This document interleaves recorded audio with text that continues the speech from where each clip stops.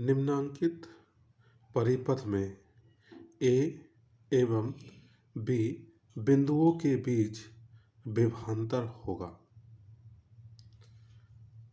3 volt, 2 volt, 1 volt, minus के 1 volt. 2017 में ये क्वेश्चन पूछा गया है। इसको किस तरीके से ज्ञात करेंगे? हम जानते हैं कि बैटरी के जो बड़ी वाली रेखा होती है वो पॉजिटिव और जो छोटी वाली होती है वो नेगेटिव होती है। इस तरीके से ये नेगेटिव और ये पॉजिटिव हो। तो हम मान के चलते हैं कि हमें जो ज्ञात करना है वो ए और बी बिंदुओं के बीच विभवांतर ज्ञात करना है। तो हम ए बिंदु पर वोल्टेज मानते हैं कि बी इतना है। जैसे ही हम यहाँ से ये वोल्टेज ए से बी की ओर जाता है तो हम पॉजिटिव सिरे से तो प्रवेश करते हैं, परंतु नेगेटिव सिरे से क्या कर रहे हैं, यहाँ पर बाहर निकल रहे हैं। इसीलिए इसको हम क्या लिखेंगे, माइनस के 1 वोल्ट। फिर आगे बढ़ते हैं, नेगेटिव सिरे से प्रवेश कर रहे हैं, पॉजिटिव सिरे से बाहर निकल रहे हैं। जिस सिरे से हम बाहर निकलते हैं उसके चिन्ह को हम साथ लिख के हैं, ये होता है हमारे पास 2 वोल्ट। और आखिर में हमारा बचता है बी बिंदु, और बी बिंदु पर जो वोल्टेज होगा वो होगा वी। अब वी ए, इस वाले वी को इधर ले आएंगे तो वी और ये इधर पहुंचेंगे माइनस के 2 वोल्ट और प्लस 1 वोल्ट। जब हम दोनों को घटाएंगे तो इनका मान बचेगा माइनस के 1 वोल्ट। तो ऑप्शन नंबर डी इसका राइट होगा। आपके घर की टीवी में एक LED लगा है जो 0.75 वोल्ट एवं 100 एम्पियर का कार्य करता है। इस पर शक्ति क्या होगी? सूत्र होता है P बराबर VI। P बराबर VI, अर्थात वोल्टेज आपको दे रखा है वो है 0.75, अर्थात करंट धारा वो दे रखी है 100 एम्पियर। 100 एम्पियर। पॉइंट हटाते हैं तो नीचे 100 आ जाता है।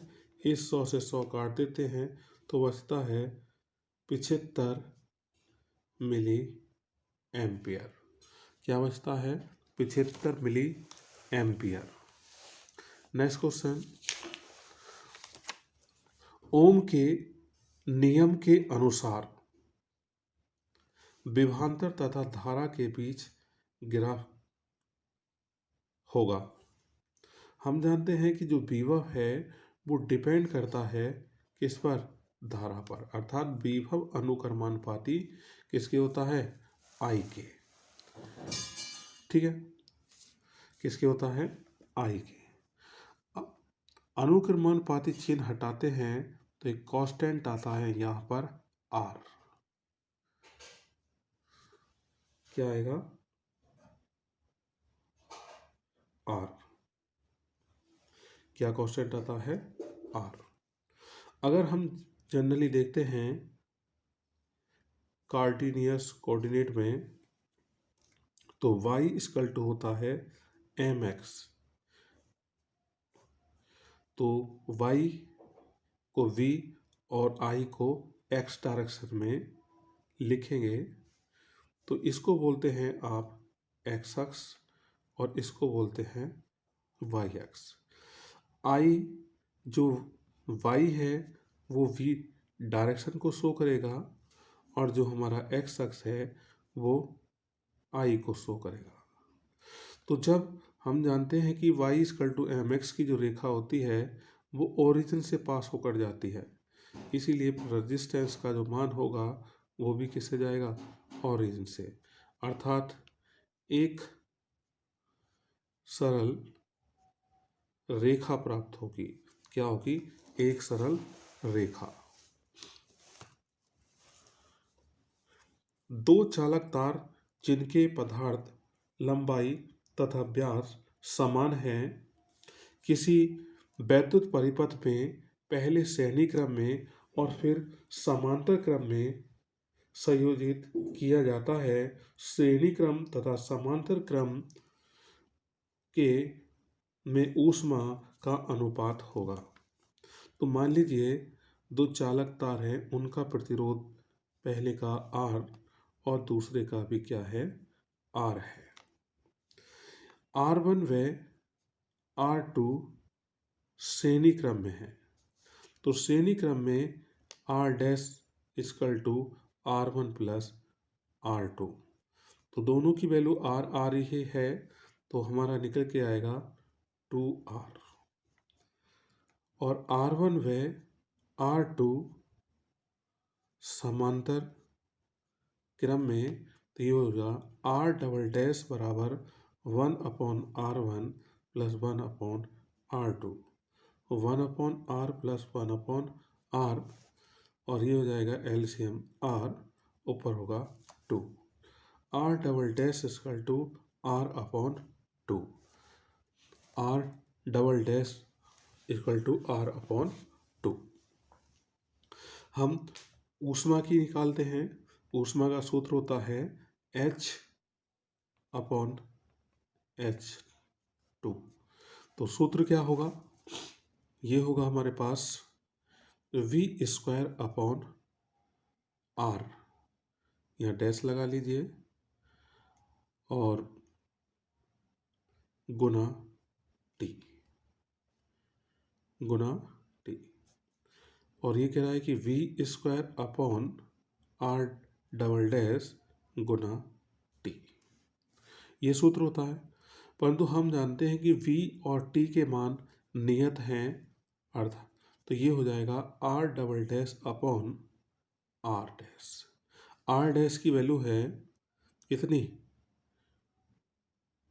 R/2, और R की है, R डैश की वो 2R, ये हो जाएगा 1/4, अर्थात H1 अनुपात H2 1/4, तो इसका ऑप्शन बी सही होगा।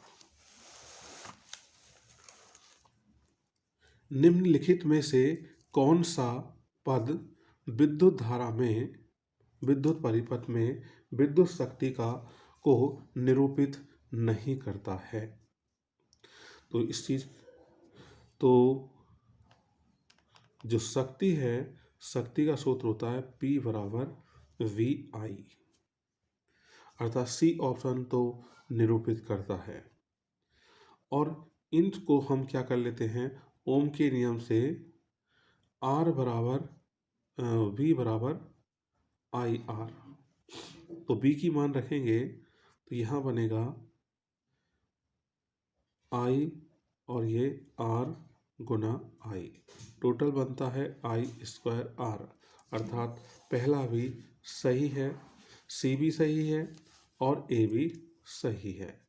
P बराबर V गुना, आपके I का मान निकाल के रखेंगे तो V/R, V²/R, अर्थात हमारा D भी सही है। तो C गलत है, तो जो B ऑप्शन है वो इसका क्या है, गलत ऑप्शन है। ठीक है, यही हमारा कौन सा निरूपित नहीं करता, किसको, शक्ति को निरूपित नहीं करता है। किसी विद्युत बल्ब का वोल्टेज 220 वोल्ट 100 वाट, जब इसे 110 वोल्ट पर प्रचालित करते हैं तो इसके द्वारा उपभुक्त शक्ति कितनी होगी। ठीक है, तो शक्ति पूछी है तो इसके लिए हम जानते हैं कि एक ही बल्ब में वोल्टेज एक बार 220 वोल्टेज है और 100 वाट है, फिर इसे 110 वोल्टेज पर प्रचारित किया जाता है, तो इससे कितनी है, तो इसमें क्या होगा, रेजिस्टेंस बराबर होगा, तो वो होगा V²/P, अर्थात फॉर्मूला बनता है V1² P1 और V2²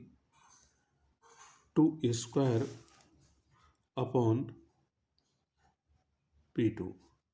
वैल्यू रखते हैं, P1 220 गुना 220 और P है 100,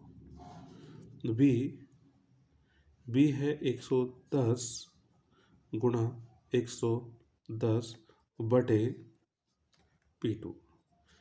इससे हम काटेंगे 110 से 2 बार कटेगा, इससे काटेंगे 10 को 2 बार कटेगा, ये कटेगा 50 और इसको काटेंगे ये 25 बार, तो 1/25 बराबर 1/P2। क्या होगा, P2 क्रॉस गुणा करेंगे तो P2 बराबर होगा कितना, 25 वाट। तो डी ऑप्शन इसका क्या होगा, राइट होगा। नेक्स्ट क्वेश्चन, एक विद्युत हीटर की सामर्थ्य 0.5 किलोवाट है, इसे 20 मिनट तक उपयोग में लाया गया, ऊष्मा का मान होगा। तो ऊष्मा P बराबर दिया है 0.5 किलो वाट, कितना दिया है, 0.5 किलो वाट।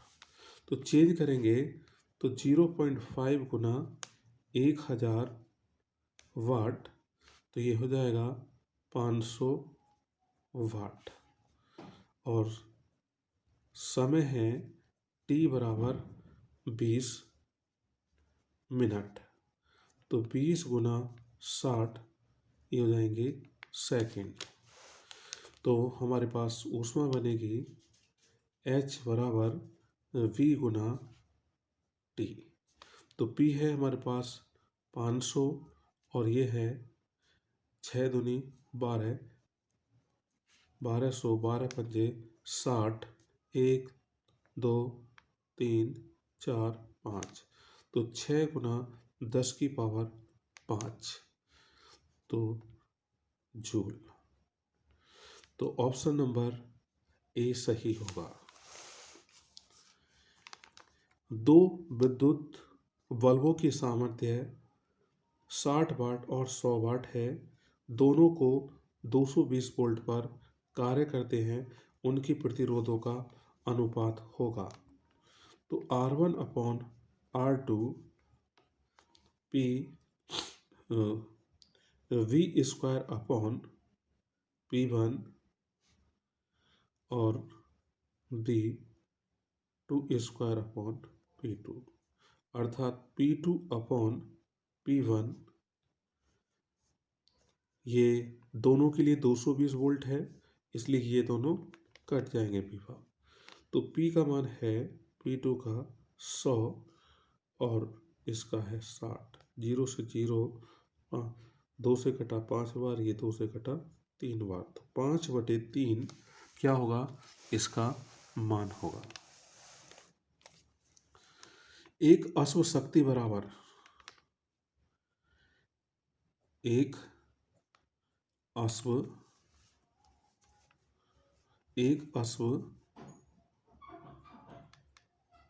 शक्ति बराबर होता है 746 वाट। एक अश्व शक्ति का मान वाट में होगा, तो वो भी क्या होगा, 746 वाट। विद्युत ऊर्जा की इकाई होती है वाट, किलोवाट, किलोवाट प्रति घंटा या किलोवाट घंटा। तो वैसे ऊर्जा है